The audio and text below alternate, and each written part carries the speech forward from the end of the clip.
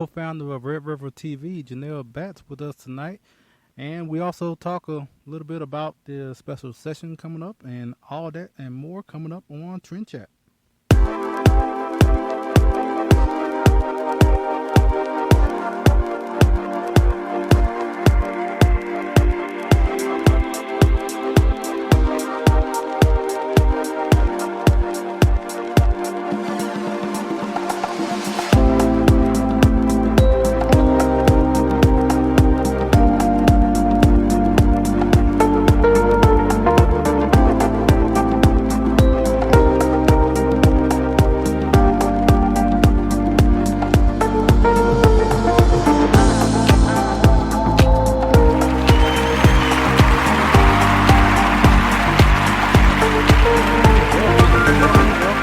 Welcome to another episode of Trend Chat. I'm your host, Brian Bledsoe. And if you want to connect with us on social media, whether it's Facebook, Instagram, or Twitter, it's all the same name, Trend Chat 24/7. And I write for politichicks.com. If you want to read my articles, it's politichicks.com/author/Brian Bledsoe. And speaking of Politichicks, also don't forget about the book Politichicks: A Clearing Call to Political Activism, which is available now on Amazon and Barnes and Noble. And one of my articles about becoming a delegate at the Republican National Convention last year is featured in the book, along with many other articles from many contributors of Politichicks, and it covers a vast array of different topics, whether it's education, healthcare, social issues, you name it. Pretty much is covered in there. Activism, in particular, and that's where my article is as well. So, I was thinking about because I posted earlier today to, to any of my wine lovers that or listeners. If you like wine, then I actually have something going on this week for the people who are listening, and that's something I will get into later on in the program.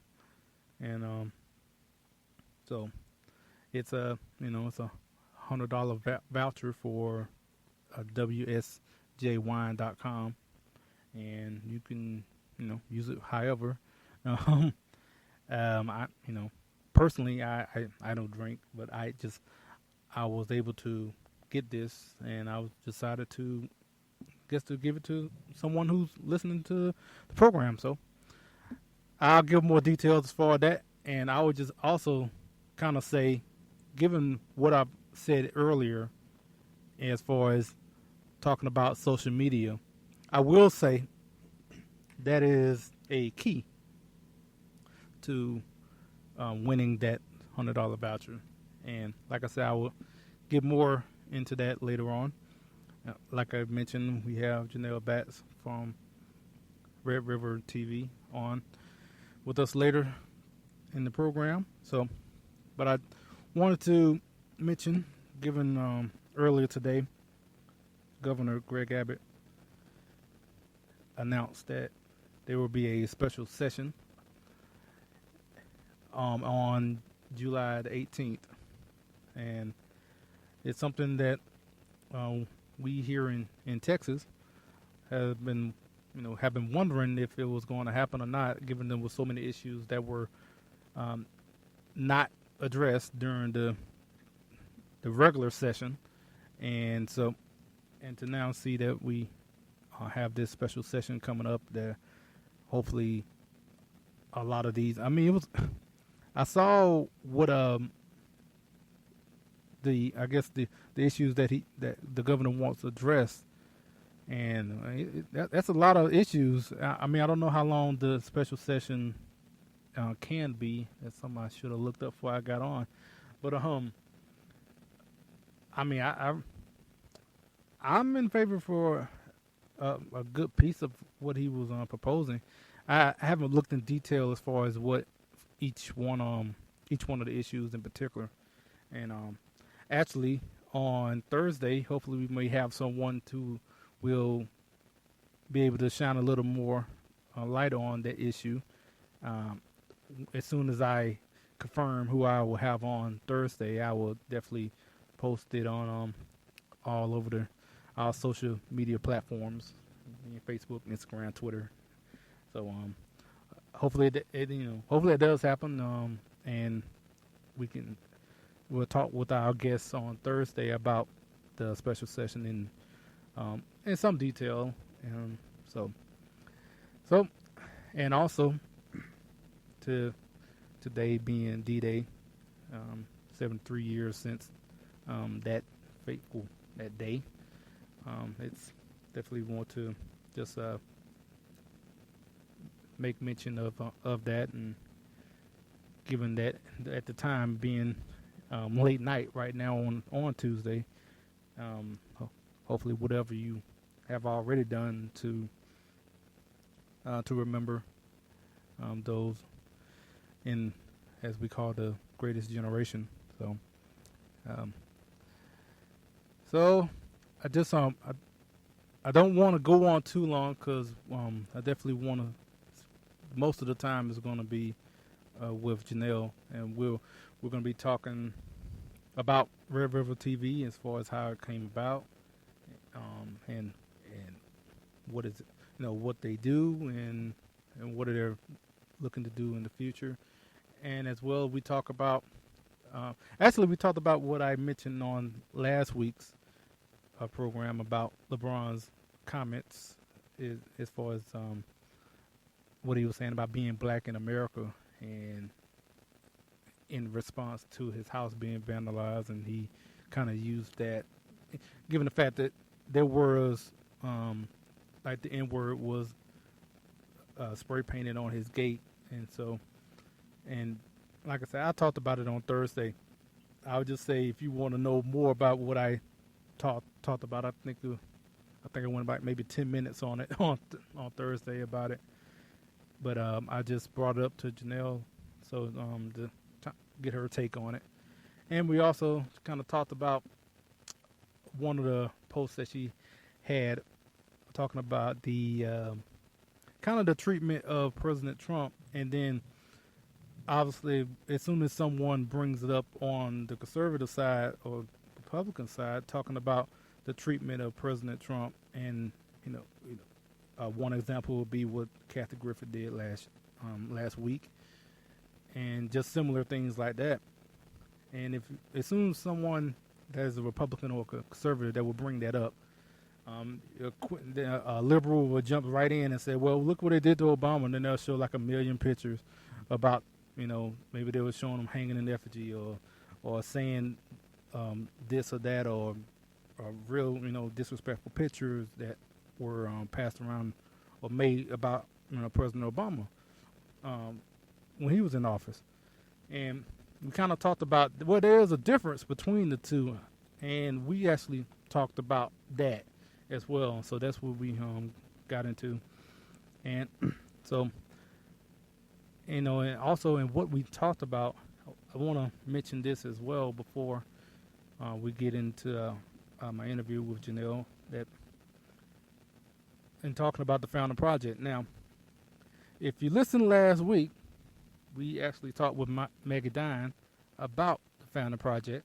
So now, every time I talk about the Founding Project, all I'm going to say is go back. Well, actually, I need to get the episode number now because got a few episodes has passed now. But I'm just going to keep saying, go back to episode, I can't remember, but I would just say last week we talked to Maggie Dine. So go back to last week, listen to that episode to know more about the Founding Project. All I'm saying is that the Founding Project brings civics to citizens and educating citizens on the founding documents, being in the Declaration of Independence, the Constitution.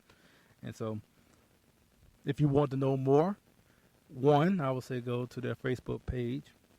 Just type in The Founding Project.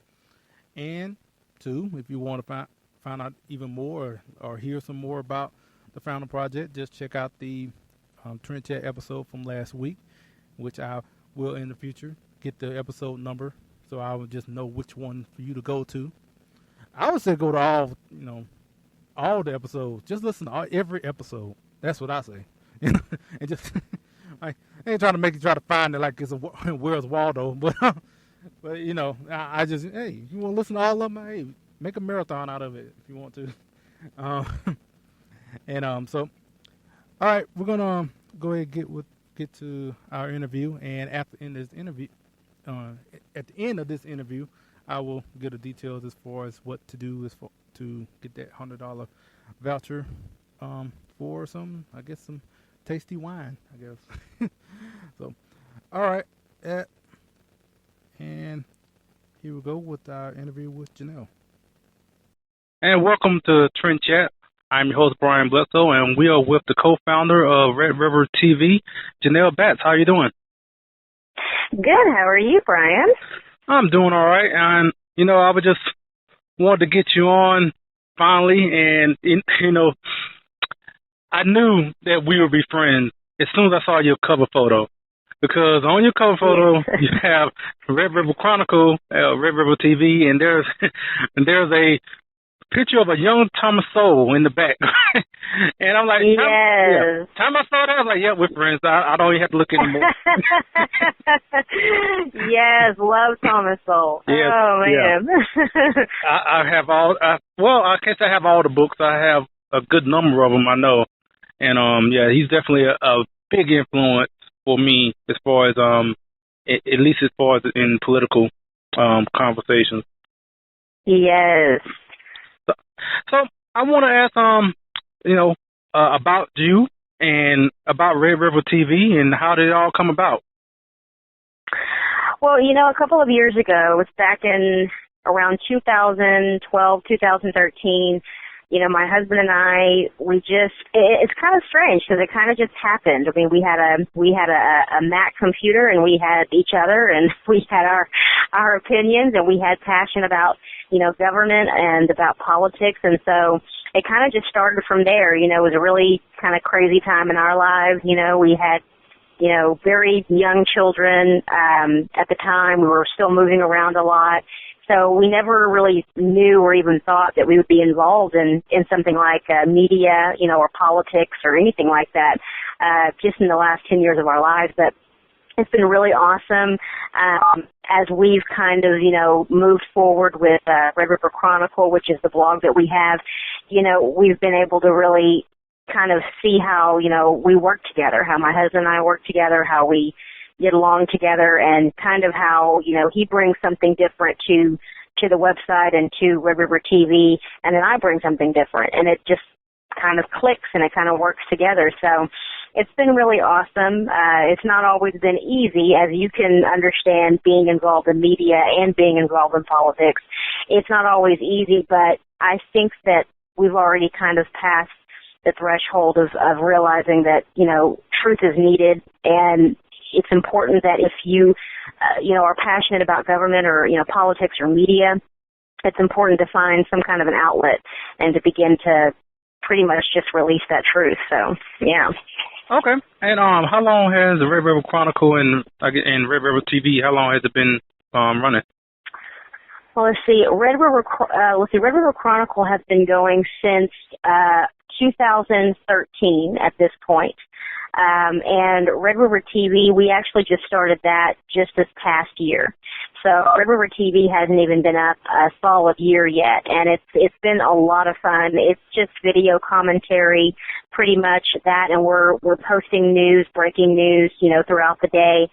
But our scope on the video commentary is we deal with what goes on at the state and city levels, what's happening in your city, what's happening in your state, really getting people to pay attention to what liberties are being, you know, infringed upon every single day just where they live. A lot of people are so focused on what happens federally that they forget what's happening in their states and in their cities, and, you know, their liberties are being taken advantage of every single day. So we try to hone in on that, you know, on licensing, on the war on private solutions, how big government, how it works in cities and in states, and what it looks like. So it's been fun. It's been a lot of fun. We've hopefully encouraged a lot of people. We've had some feedback from several people that have said that they've actually started to get more involved, you know, what's happening in their cities, and have actually been really surprised at how much corruption is going on in their cities, and they've not even been paying attention to it, for 30 or 40 years. So it's been really good. Yeah, and given the name Red River Chronicle and TV, so how did the name come about? My husband actually picked that name, and he got that name from the actual Red River that flows through Texas, and it actually kind of forms like a border between the states of Oklahoma and Texas. So it's kind of this river that kind of connects those two states. And he really loved that because one of the places that we really focus on, especially during session, is Oklahoma politics. Oklahoma is my home state. I was born in Texas, but I was raised in Oklahoma. My husband was born in Oklahoma, and it's kind of home for us. We've been living in Texas for the past 10 years, so I guess it's safe to say that we may be official Texans at this point, but Oklahoma has always been home. So we really like to cover what's going on there. We're very passionate about the education system that's there. We're also very passionate about the grassroots that's there. They have very, very fervent grassroots in Oklahoma, and we love that. So that's one of the reasons why he had the name. So it kind of connects us to our home state, but also connects us to Texas as well. So okay, and speaking of Oklahoma and Texas, and I wanted to ask you, so kind of as far as the sessions go and legislative sessions, what are some of the differences between Oklahoma and Texas? It's interesting. Oklahoma, it's a smaller area, it's a smaller state, than Texas. I would have to say that one of the things that I have noticed about Texas and, the difference between Texas and Oklahoma sometimes in politics is that, I do believe that the grassroots in Oklahoma is probably much broader than it is in Texas, but I do believe that the grassroots movements in Texas are growing very rapidly, as a matter of fact. And one of the differences that I will say is, particularly in the education department, is that Texas oftentimes takes kind of a backdoor approach at times when it comes to education. They, try to, in essence, sell education to the people as, okay, we are Common Core free. We have decided that we're going to root out this curriculum. We want to be able to offer the best to the children that live here.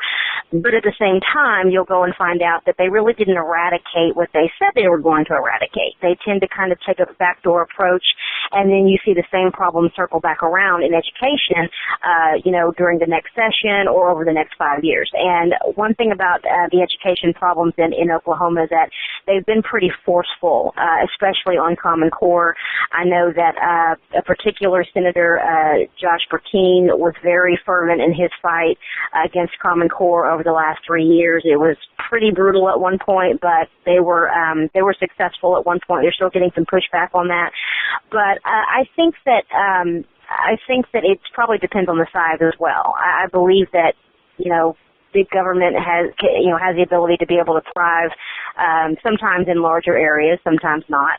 But I still believe that Texas and Oklahoma has some of the best grassroots movements, though, that I've seen probably in the whole of the United States. It's pretty awesome. So. Yeah, as as a truck driver, and from time to time, if I am in an area and there's a Tea Party meeting or a Republican meeting, I might drop by in another state somewhere. Mm-hmm. And I know that when regardless of the state, unless other than Oklahoma and Texas, but in other states, I will maybe ask some people as far as how many Republican or maybe Tea Party meetings that y'all have, a week or a month in your state, and a lot of states, they maybe have one or two in the whole state. And, in Texas, there's a meeting every day for something. Yeah, there is. Dallas, Houston. Yeah, there's a meeting all the time. At least 3 or 4 a week, at least. And so, yeah. Yes, and that could be in one city alone half the time. Yeah. Oh, yeah. Not to mention the rest of the state. So it is like, yeah, it's highly active in Texas. I think I mentioned before is that, you know, when I do go to these different meetings in other states, and I would mention, you know, I'm just visiting, just, you know, because there's a meeting going on, I just come by and visit, and they'll ask me where I'm from. I say I'm from Texas. They'll look at me, get all big old bug eyes, like, "Oh, you're from Texas?" I was like, like I'm from some utopia or something. Like, no, I'm like, I know, right? and I had to bring them down and say, look, it's not as what you think, because we deal with, you know, the moderates and the establishment just as much as everybody else does. Exactly. Just that we're more. My thing is that we're just more involved and more engaged in the process, I suppose, and like I said, in having the meetings and getting together and talking about the issues, and so we're always engaged. And that's exactly why it probably seems that way, because I would tell them, because think about in Texas, we have like our House Speaker. Our House Speaker is no better than the House Speaker in Washington, D.C. Exactly. So it's not like, you know, it's this great conservative Atlantis utopia out there. So exactly. You know, I would just say, but what I would tell them is that it just the engagement. You know, like when I ask that question, if they don't have that many, they're like, well, you have to get more engaged and get more organized as well. Because that definitely makes a difference as well. So. Yes, absolutely. Now, you mentioned that you do video commentary on, like, I guess you say, current events, and, you know, kind of like this podcast is Trend Chat. We talk about trends, and so I'm going to mention something. Well, it was last week, but still, it's pretty fresh right now, and just want to talk about LeBron James. And so, did you hear the comments that he made? Now, the NBA Finals is going on. I think game 3 is tonight, and but yeah, so LeBron James had his house vandalized last week, and someone put the on his gate, and so he had some comments saying that. Well, basically, I'm just paraphrasing that. No matter how famous you are, how much money you have, it's still tough to be black in America. And, you know, when I heard that, I talked about it on Thursday about, you know, I don't see how that, you know, I mean, obviously no one should have their house vandalized, but to take that and to make it seem like your plight is so horrible. I mean, people's houses get vandalized all the time. And to take that and make it seem like it was so, like it's just this unimaginable thing. So I said what I had to say. I just want to know what you thought about it. Well, you know, it's one of those things where I'm a little confused at times, because it's like I keep wondering, why are we seeing all of these people who have, I mean, they've literally proven that it really doesn't matter what kind of system that people think that they're against in this country, okay? The whole message that we hear a lot right now from particularly minority groups in America is that you know, basically the system is against you, you can't survive here, the Constitution's not for you, blah, blah, blah.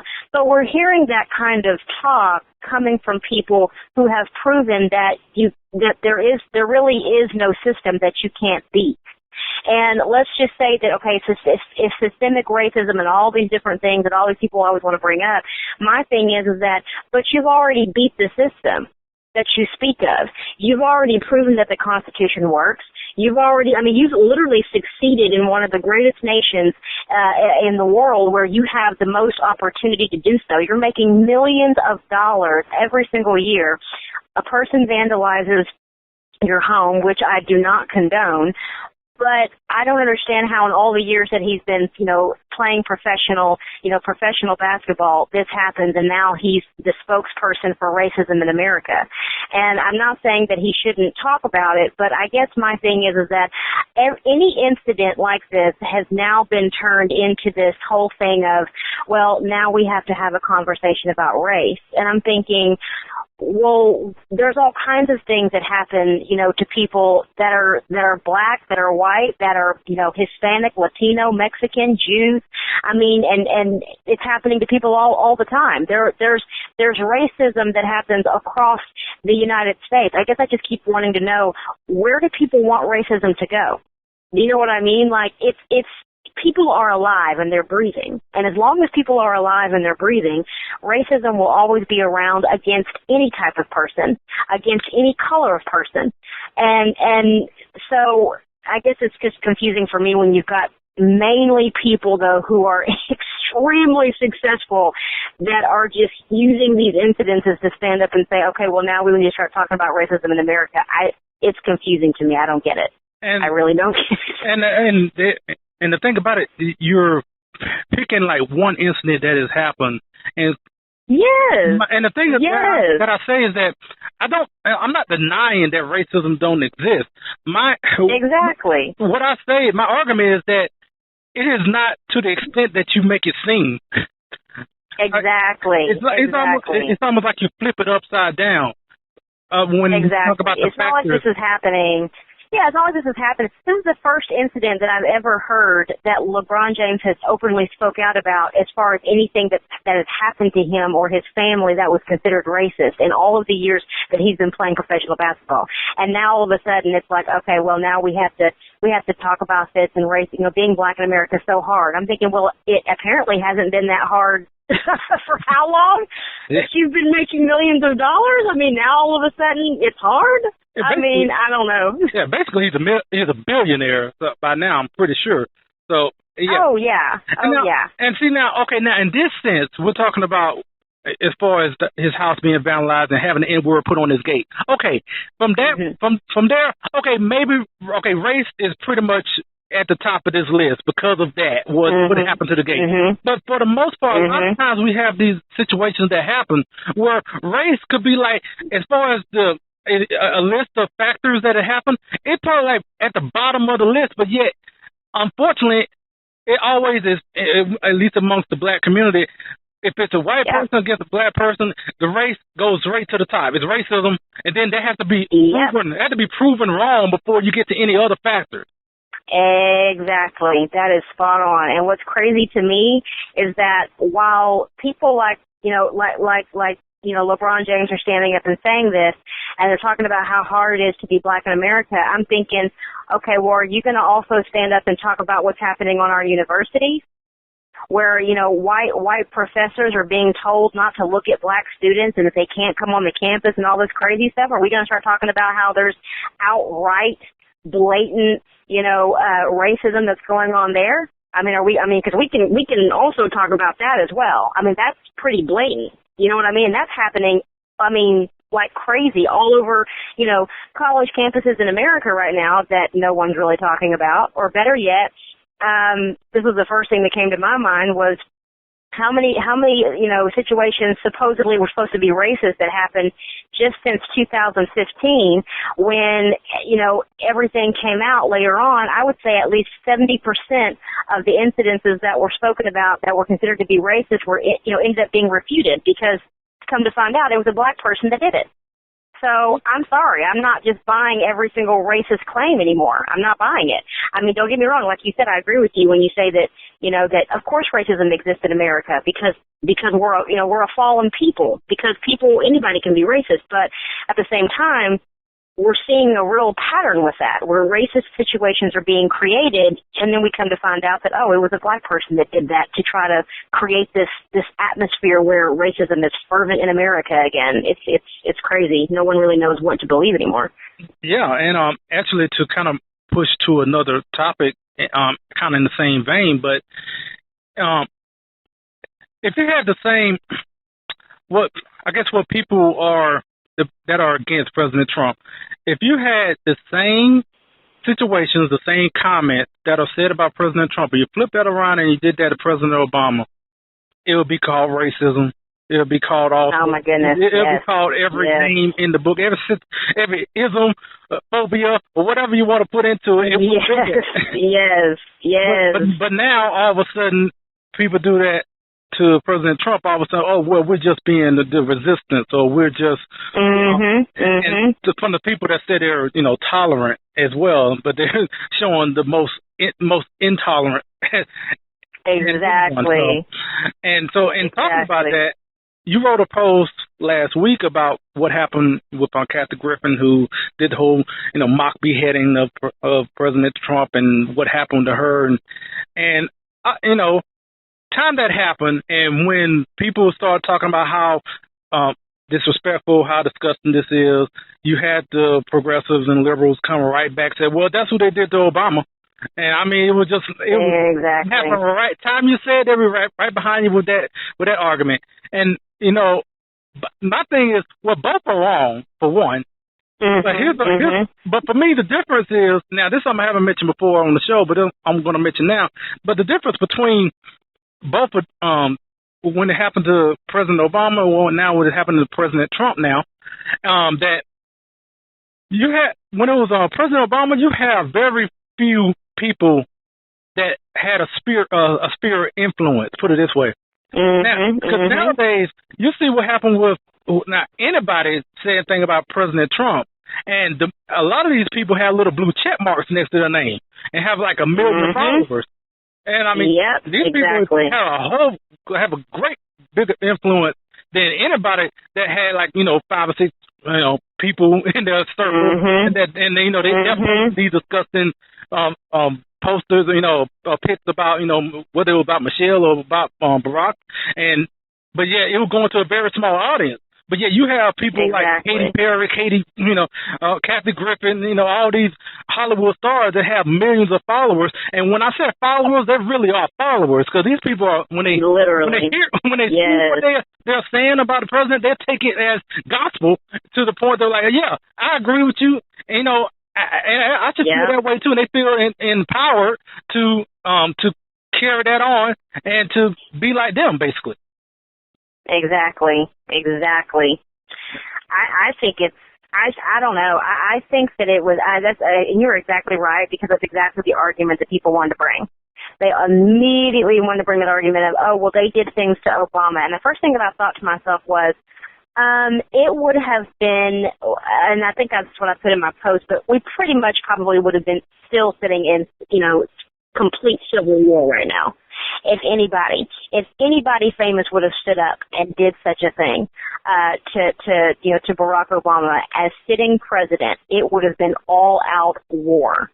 And again, there is a huge difference between, some alt-right group sitting in the South, or some small group in the North, or wherever, where they're sharing sharing a picture that is distasteful or unflattering in a group, on Facebook or Twitter that has maybe, a few thousand people in it.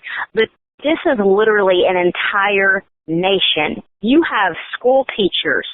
You have politicians. You have CEOs of major companies. You have people who are in huge positions of power.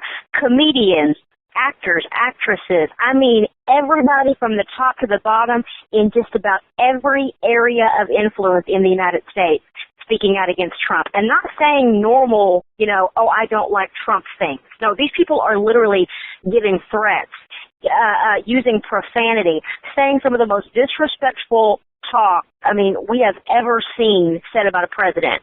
It really makes, it really makes what they did to Bush look like child's play. You know what I mean? And they were pretty brutal, with Bush. But, I've never seen anything like it. And that's why I can't stand that argument of, well, they did to Barack Obama. No, I think I remember to one extent it was like a senator. I don't know if I think it might have been here in Texas, but I can't remember where it was for sure. But I think a senator said something about, Barack Obama's kids one time, and it wasn't even like a huge deal. It still didn't condone it, but I remember they obliterated that guy.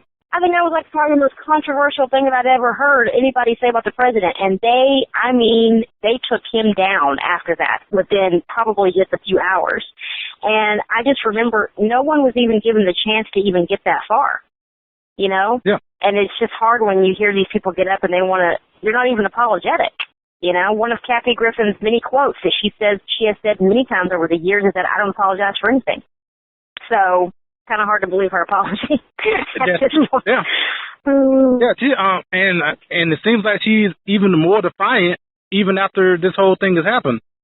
Exactly. Like you said, she's really not apologizing. She said she did, but then she kind of turns around and didn't want to blame old white men because of what happened. Exactly. Exactly. You know, I just thought about this.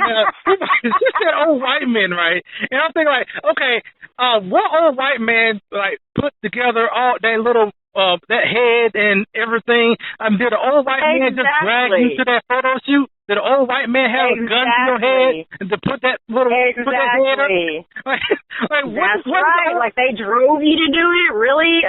The only way that would have been believable if she would have brought the old white man and just showed like, see what happened. This old white man brought me out here and made me do this photo shoot. You know. Yeah. Okay, all right. Now I believe you. I can see that. Okay, I understand. But that's not what happened. You went on your own volition to that photo shoot and did that photo shoot. So. Exactly. And now she's mad because not everybody liked it. Essentially, you know, it's just amazing. It just amazes me. And I think what was really confusing to me is when she brought up Trump and talking about how he was bullying. You know, his family's been bullying me. And the first thing that I thought to myself was, I'm sorry, when was the president bullying you? I'm trying to remember when that happened. I mean, everybody was equally confused. Well, equally confused as to what she was saying. Yeah, I mean, was it when you was on The Apprentice and you took that picture with them all smiling and giggling? I mean, was he bullying you then? Exactly. It's crazy. It's crazy. I just can't get over it. You don't have to like Trump or anything if you don't want. But my goodness, I mean, we have passed the threshold of disrespect. I mean, we have passed the threshold of at least respecting the seat of authority. You know, I didn't like, you know, a lot of the things that Obama did, but, you know, there was still that, you know, role of respecting, you know, who he is, you know, in the United States and sitting in that place of authority and respecting even his family. But we have passed that right now with President Trump. And, you know, also, as far as when people bring up this argument as far as, okay, they did this to Obama, now they feel, you know, that they have free reign to do this to Trump. Then my question is that, okay, when it did happen to Obama, you thought that was wrong. But so now you're willing to do this against Trump. But so it's not wrong now? But exactly. And so they were like, well, especially like when it happened, you know, back with Obama, they're like, well, you should be, you know, be the bigger person and not stoop yourself down to this level to these insults and whatnot. But now you're willing to do that, so I'm guessing you're saying you're not the bigger person either. Exactly. There's so much hypocrisy.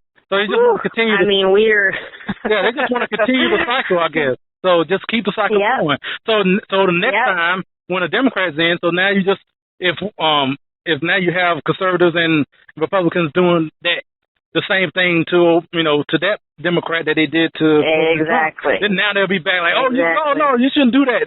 We need some decorum or whatnot. Oh, what happened to the decorum back when President Trump was going on?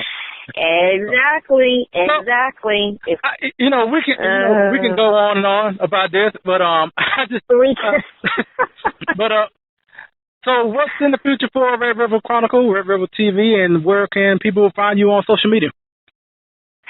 Well, they can find our blog at redriverchronicle.com. That's the name. That's where they can find us there. You can also find our social media page on Facebook. It's called Red River TV. We are actually getting ready to start a Red River Chronicle Instagram account, so they'll be able to follow us there. We're actually going to possibly move into doing hour-long video commentary just for the week. We're also going to be looking into doing more videos that are just snippets of news, here and there.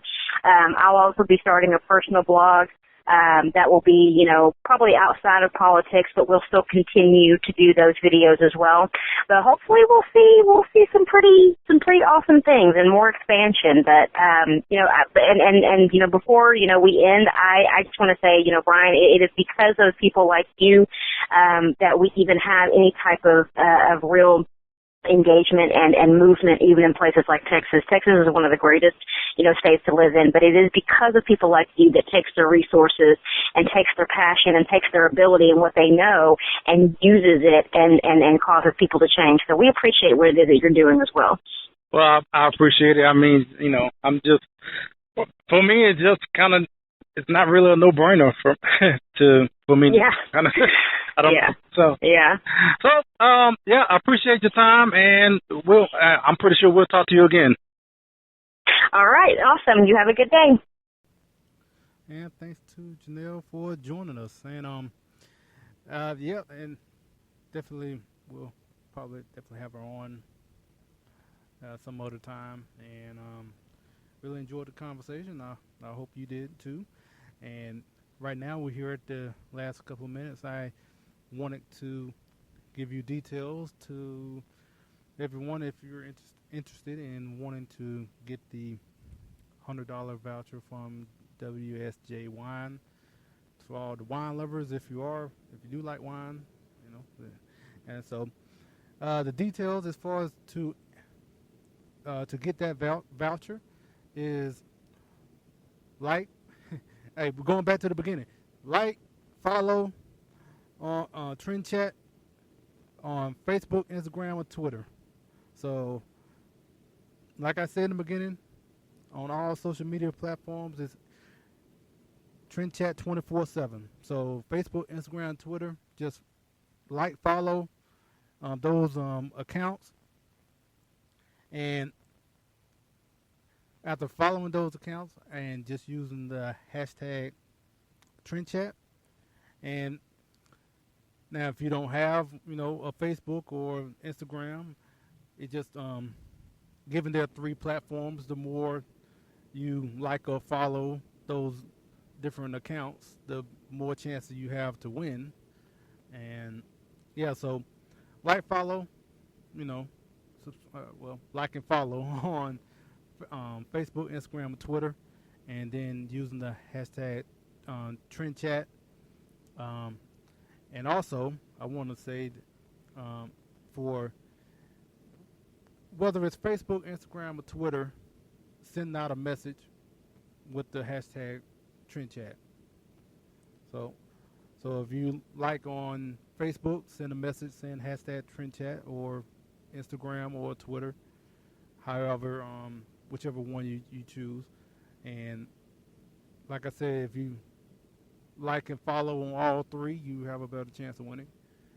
And so once again, follow Facebook, Instagram, Twitter, message on either one, hashtag Trend Chat, and you will have a chance to win a $100 voucher from WSJWine.com.